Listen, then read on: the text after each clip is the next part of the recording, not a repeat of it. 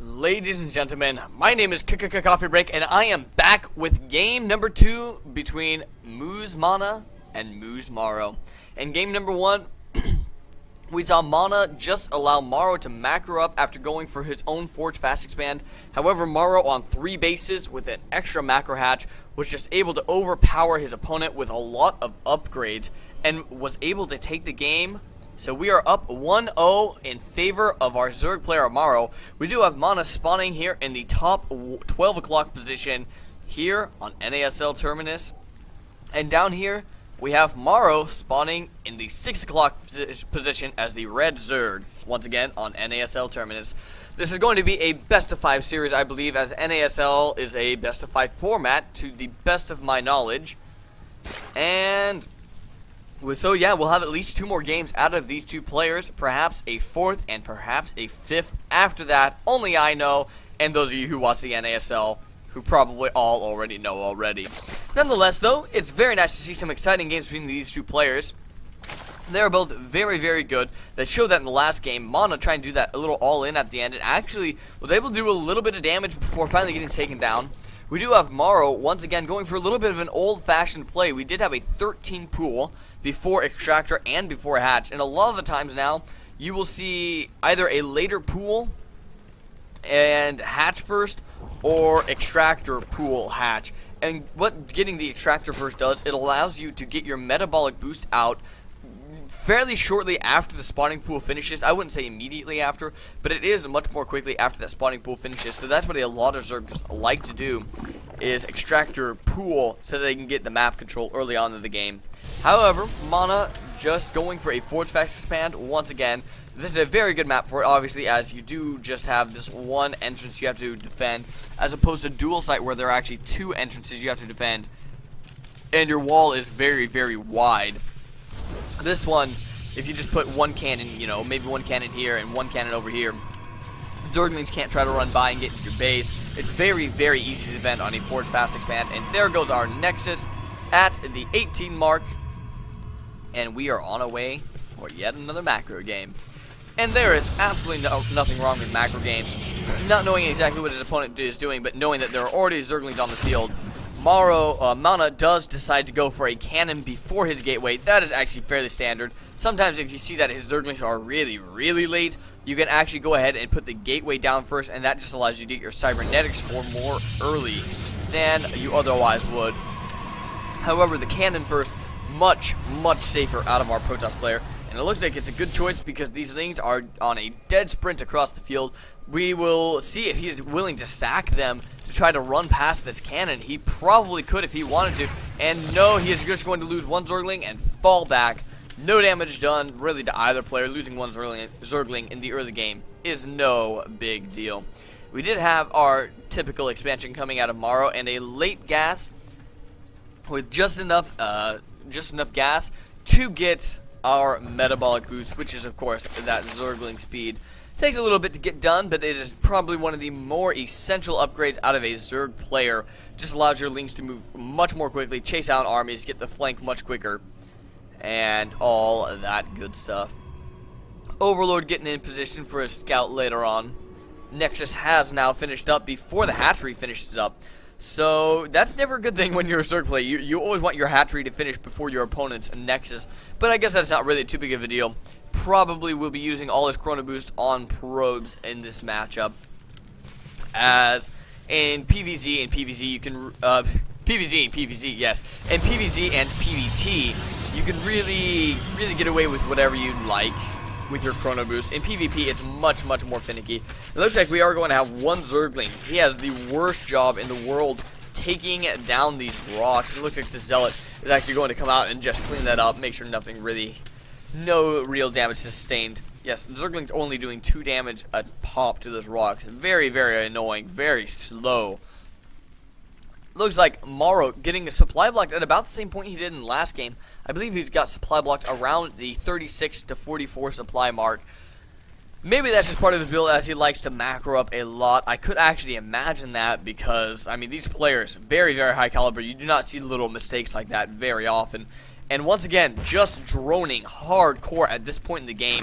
9 drones, 10 drones, 14 drones on the way at once. That is a lot of drones, folks. That is a lot of drones, and that puts them almost to a supply block once again.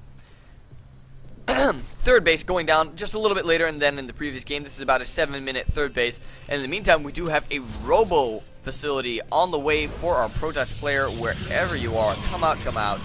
There it is, a robo facility on the way. This overlord is in position to scout that, though, if he so desires. So there's a little bit of a switch up from our previous game. Weapons level 1 just about to finish, just like in the last game. And I would imagine he would continue with that weapon upgrading spree. Lair Tech now on the way for our Zerg player. A little bit late, but that's not a big deal at all.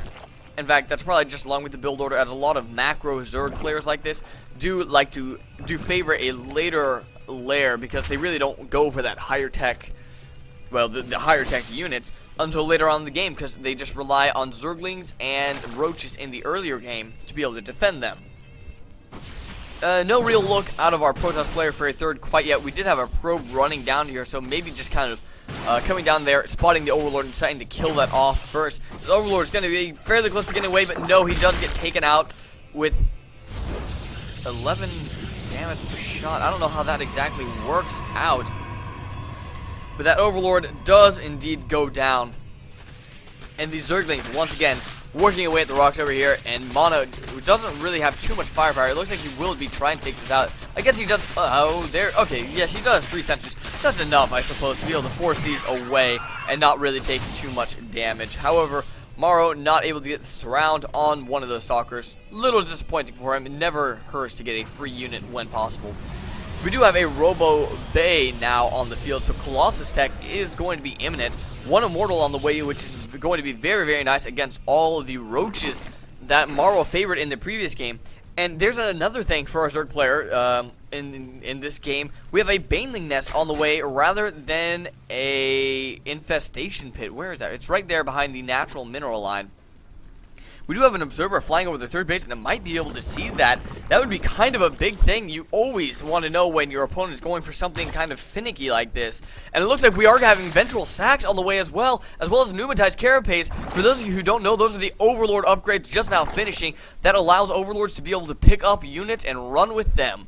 Makes them faster and gives them the ability to be transports. So it looks like we will probably be seeing a Baneling Bomb in this game, and that could be super, super devastating.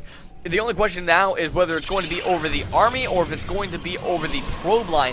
Either way, you have to be extraordinarily careful and always ask yourself which Overlord has the units in it, because commonly you'll just pull way more Overlords than you have filled just as distractions.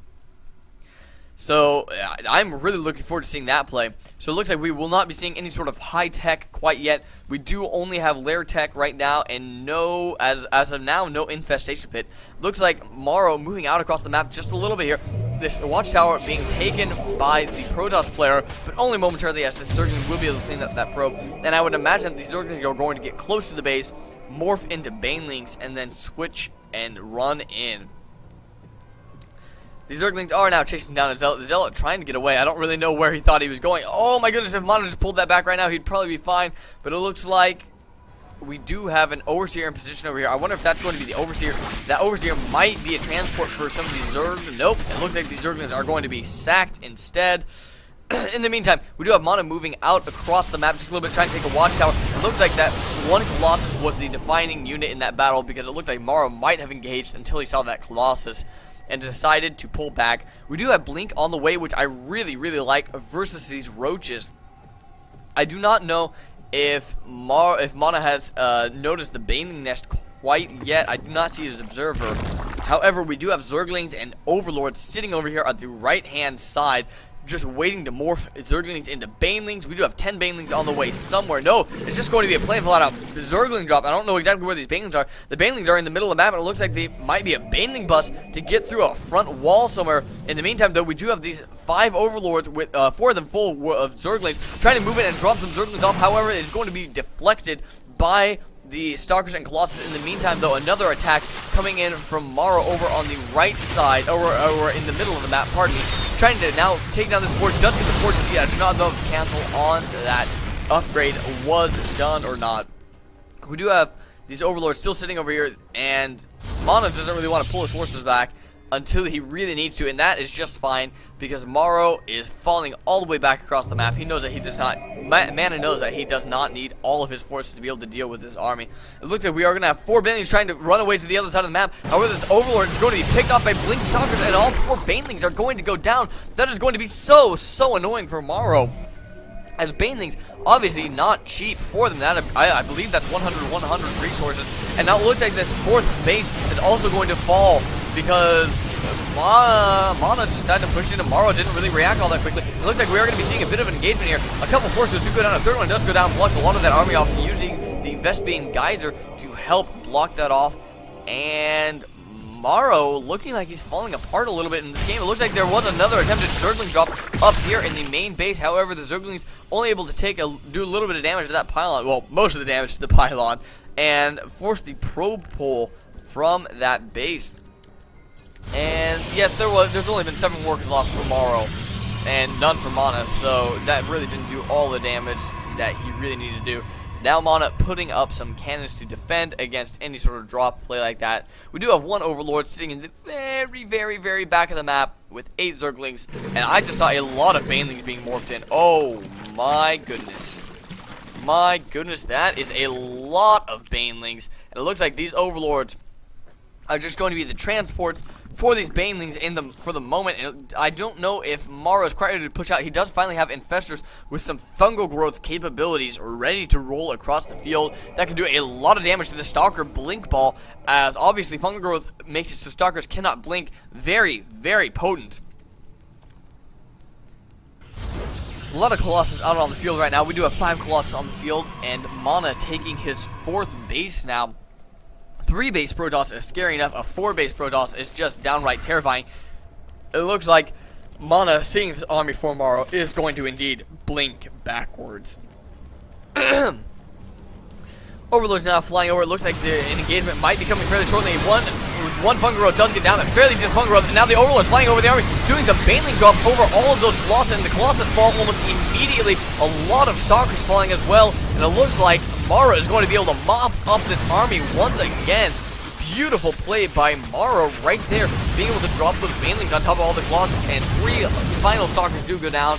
This base is going to more than likely fall, as Mana just doesn't really have anything to pull back to defend against that. And in the meantime, Morrow is already remacroing his army up 161 to 90 supply. A lot of Zerglings just now entering the field, and that will be able to flood over his opponent. Really, if Morrow wants to push this right now, he could probably win the game. We do, however, see a very heavy upgrade advantage in our Protoss player's advantage. We do have 1-2 from our Protoss player, 1 armor and 2 weapons, and our Zerg player only has 1-0. Oh, I suppose he's upgrading his melee attack more than his roach. So I guess we have fairly even upgrades from these 2 players. A lot of Corruptors on the way. Do we have a Hive yet? We do not have a Hive. I assume that will be coming shortly, but for now, the Corruptors will be used to counter the Colossus, which is always a good thing to counter Colossus. You don't want to let Colossus fry away your army, if at all possible. We do have Zerglings just kind of patrolling around the map, just seeing what's going on. However, there is not really much for them to see. This late game is very scary for a Protoss player trying to push out and take that 4th base as your main base does begin to mine out. This 4th base, very difficult to secure, especially once again, if that Zerg player decides to go for Brood Lords. It is very hard to stop that, and it looks like Mana just blinking up, taking out an Overlord over here, just being pesky. However, there are plenty of Overlords on the field. That didn't even touch his supply. And with Overlord speed, they're rather difficult to catch. It looks like we might be seeing a little bit of an engagement over here. A lot of Zerglings trying to run up, and oh, a little bit of bad pathing by the Zerglings there, running through the army instead of even attack ordering into the army. It looks like we might be seeing our engagement coming up fairly shortly here. It looks like the Corruptors are going to move up, trying to pick off the Colossus. However, they were target firing. There we go. One Colossus does fall. A lot of Zerglings on the field. A nice little blink flag. A second Colossus does fall. However, I don't know if Mana is going to have enough. A very nice fungal growth. All these Stalkers preventing the blink back once again. And it looks like there's going to be plenty enough here to clean up the army. This 4th base will more than likely fall once again. These roaches and infested Terrans doing work on those balls. It looks like a blink down from Mana, trying to clean up the last of this army, desperately trying to save his fourth base. And I think he's going to have enough. It's going to be kind of close. These Zerglings are wailing away. This next is going to be really close. I don't think Mana's actually going to have enough. In fact, the Zerglings actually get pulled off the next to try to combat the Stalkers. A fungal growth does go down on those Stalkers, which holds them in place, makes them so they can't not blink away from the Zergling. It's going to be a very close hold, but I think Mana is going to just barely be able to hold his third base. In the meantime, though, we do have a lot more Zerglings on the field already, and more Infestors already ready with their fungal growth because of that pathogen glands. Looks like the Zerglings are going to come back up, trying to finish the job off, and indeed they do finish the job off. Very, very quick strike. Very, very scary attack here from our Zerg player. And now, content with the damage he has done, he is just going to fall right on back.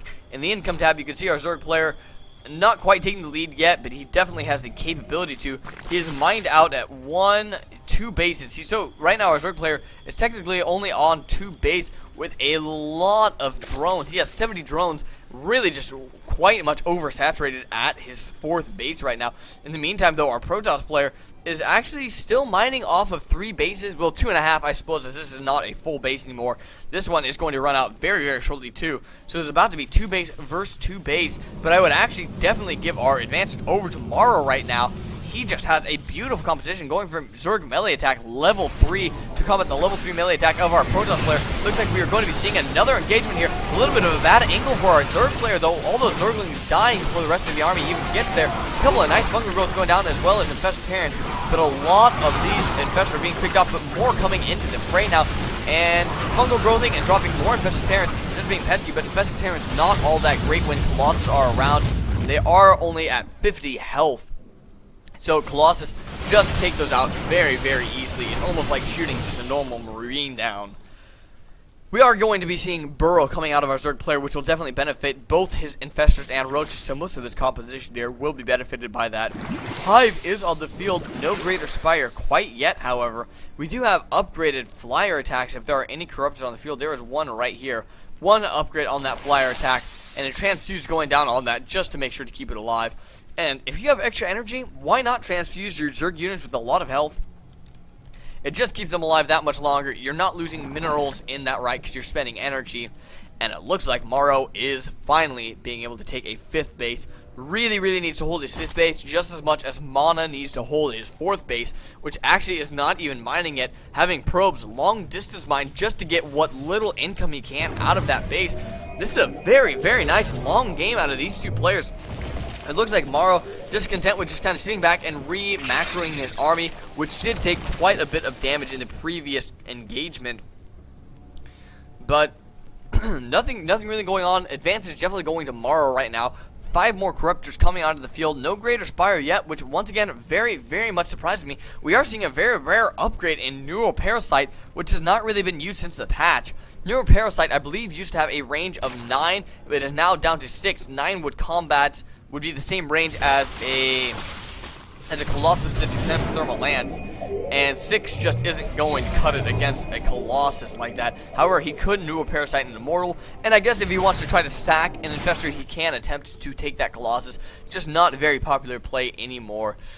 And it looks like our Zerg player is starting to bank up quite a bit here. He is maxed out. This is exactly where you want to be as a Zerg player. And it looks like mouzMorrow is going to be pushing in for his next engagement. If he can take out this 4th base, it is just about going to be lights out for our Zerg player. These Infestors, all the Corruptors moving in, taking out the Colossus almost immediately. A lot of fungal growth and the best parents going down. And there is the GG from mouzMana in game number 2 of this best of 5. That was a very, very... wow. That was a very, very wow game out of mouzMorrow. Really showing that he hasn't fallen off quite as much as I had believed before. He is definitely surprising me. And if you look here, you can see this Colossus tasering the infested Terrans while dying. Ladies and gentlemen, my name is Coffee Break, and I will be back with game number 3 between these two players in this best of 5 series of NASL Season 2. Stick around, don't go away, and I will be right back. This is Coffee Break, signing out.